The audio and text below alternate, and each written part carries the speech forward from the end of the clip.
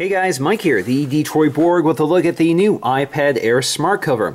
Now Apple has done something different with the smart cover this time. They used to have polyurethane and leather versions of this cover, but now they just have polyurethane versions at $39.99, and they save the leather versions for the iPad smart case.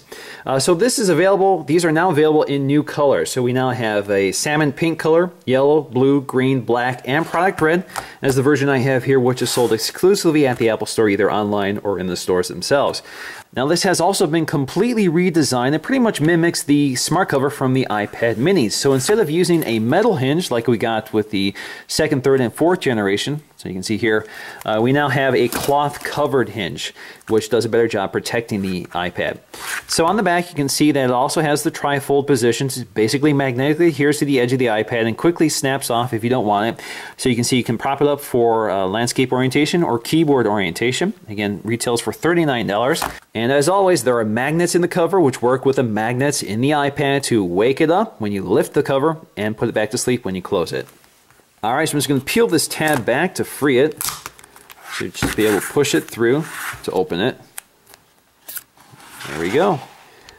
Alright, so there is our product red smart cover. You can slide this out here. You can see instructions on how to install it, which is pretty basic.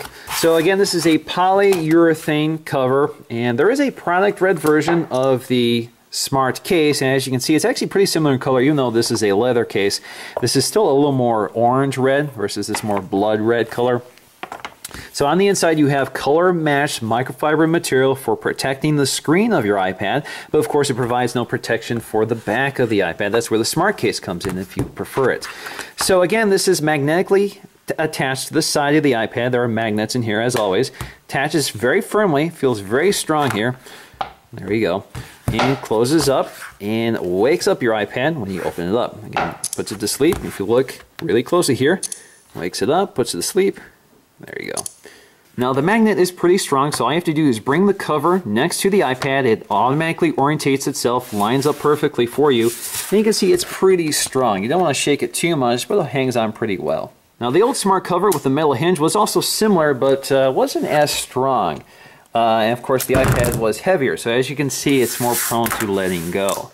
Now like the iPad mini, we have a three-fold design here versus this four-fold design which overlapped itself. So let me show you what I mean by that.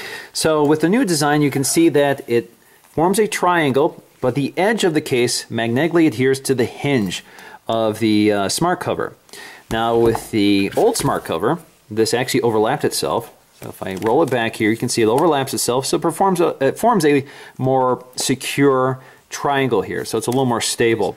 Now if you look at both devices in landscape orientation, you can see that this is not as steeply angled as the old model, and you can see we also have a larger foot here for stability. So this actually makes it a little more stable than the old one, but it has a tendency to want to collapse because it has such a weak magnetic bond to the hinge. But it's not too bad here, so I can tap on it without getting too carried away, and it does pretty fine. Here you can see it's a lot more tipsy, and that comes with the smaller footprint as well as the taller, heavier iPad 4th Gen. Now in typing orientation, the prop is pretty strong here, so you can see you can tap on it and it stays pretty secure. In fact, you're more likely to dislodge the hinge than you are to collapse the triangle. So in conclusion, they've done a nice job improving the smart cover, so we have a much stronger magnetic hinge.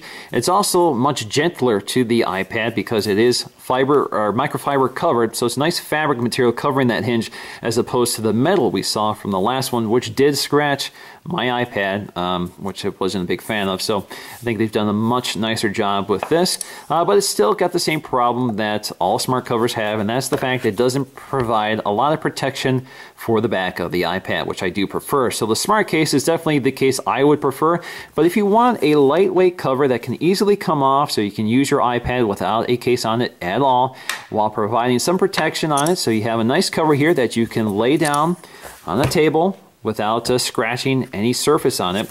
That's definitely an option for you. It works for me, but I do prefer to travel around with a smart case to provide full protection on it, especially if I accidentally drop this. This smart cover isn't going to do much for me. So that's going to do for me in this video, guys. Thanks for watching, and I'll see you again in the next one.